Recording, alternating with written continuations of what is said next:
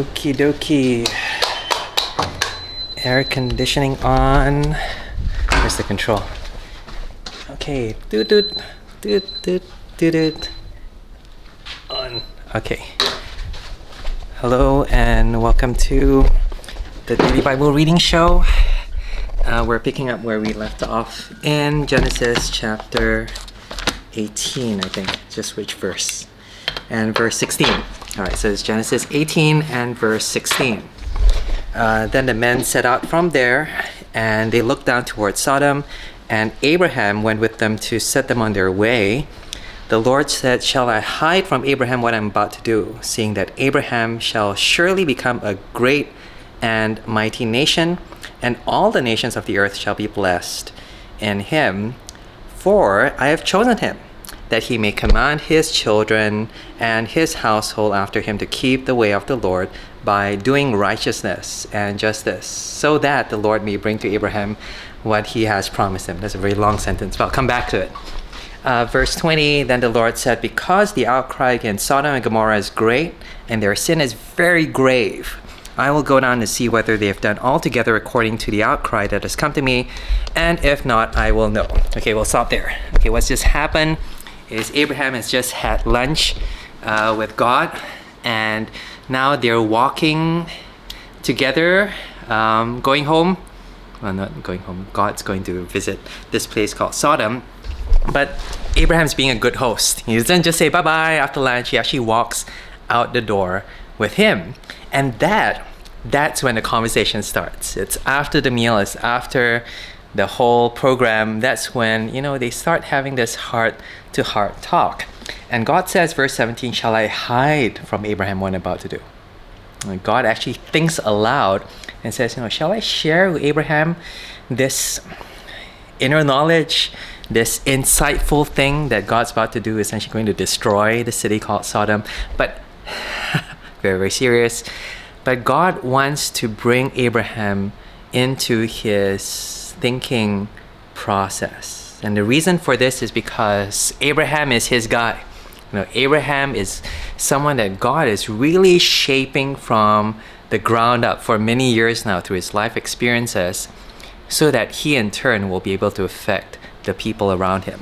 It says here, "Seeing that Abraham shall surely become a great and mighty nation, and all the nations of the earth shall be blessed in him." Essentially, the whole world, everyone's going to be affected by the kind of person that Abraham's going to become. And so God says it's really, really important that I let him in on what it means for me to, how I see the world and how I decide on what I'm going to do in this world. And so God brings Abraham into his decision process. There's more, verse 19, "For I have chosen him that he may command his children." So Abraham, in turn, is supposed to be teaching his children how to keep the way of the Lord. He's supposed to teach his children about God, teach them what it means to live holy lives. And so, Abraham needs some teaching himself, I guess. God needs to reveal to him what it means to know God. And it says here, by doing righteousness and justice, so that the Lord may bring to Abraham what he's promised him. Wait, let me think about that for a moment. So Abraham is supposed to teach his kids so that God may bring about everything he's promised. So cause and effect. God wants to bless Abraham, but the way that God's going to bless Abraham is through obedience. And I think that applies to us as well. The way that God wants to give us all his blessing, all his grace, all the good things he wants to give us is through our obedience of his word. And that's why God reveals to Abraham. Well, it's actually his word, who he is. And all this while, God is saying, shall I reveal to Abraham? Shall I tell him this? And Abraham's just next to him. That's it. What is it that you're going to tell me? And, God essentially just speaking aloud, just sharing what's going on in his mind, so that you can see not just stuff, not just information, but we can see the way that God thinks. Again, his character. He's someone who actually wants us to know him better. And I guess, if you think about it, that's why we know God. Now, God wants us to know him, and that's the only reason that we know Him. It's not because we're smart enough, because we read all these books, but because God actually wants to involve us in His relationship. God wants us to be shaped in our character, and God wants us to receive His blessing. And that's why we do stuff like this, Daily Bible Reading Show. Last couple of verses. Then the Lord said, because the outcry against Sodom and Gomorrah is great. So earlier on, God's walking down. It says there He can see Sodom, and what He's doing is He's going to see whether Sodom and Gomorrah has this outcry. Outcry is a word that means complaint. Outcry. I mean, someone's attacking them, someone is doing something bad towards them, and so they complain or they cry out to God, probably in prayer, and God's heard it. And so what God wants to do is to check out, is this true? Has this sin been done in this place called Sodom? And He says, verse 21, I will go down to see whether they've done altogether according to the outcry that has come to me.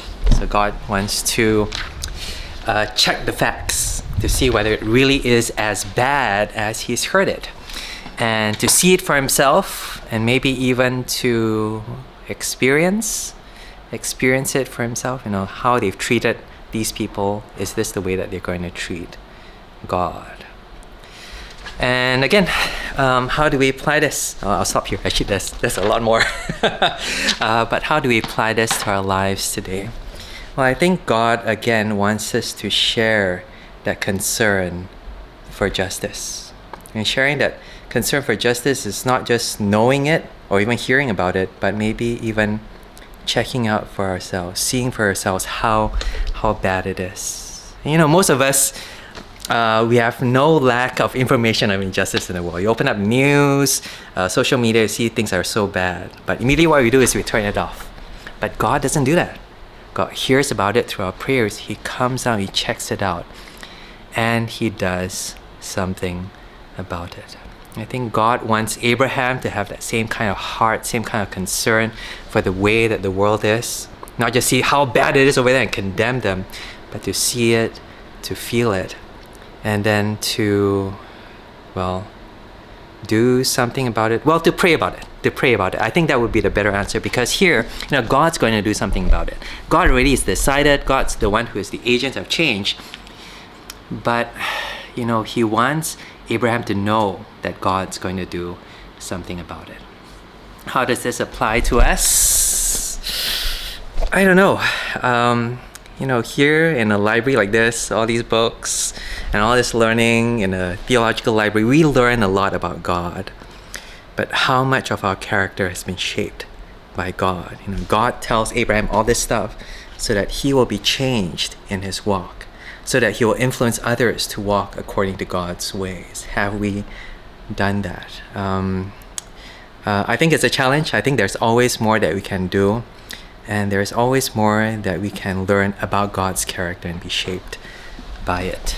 I'm very thankful here in Bible College we have this thing called formation, and it's a component of our study whereby we try to apply what we learn in a very practical way. This week we had these things called pastoral simulations, where we got text messages simulated, it's not real, but text messages of real problems, and we were challenged to answer them in a way that's loving but also true to the gospel.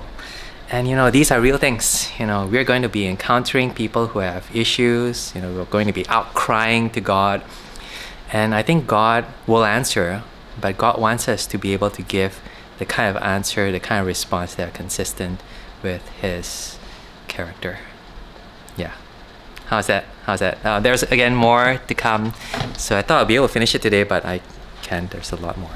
But already, that's a challenging thing, to be able to apply, to be able to be affected, to be able to respond the way that God responds, based on what we know about God already. Yeah. Okay. Thanks for watching. This is my Daily Bible Reading Show, looking at Genesis 18 verses 16 to 21.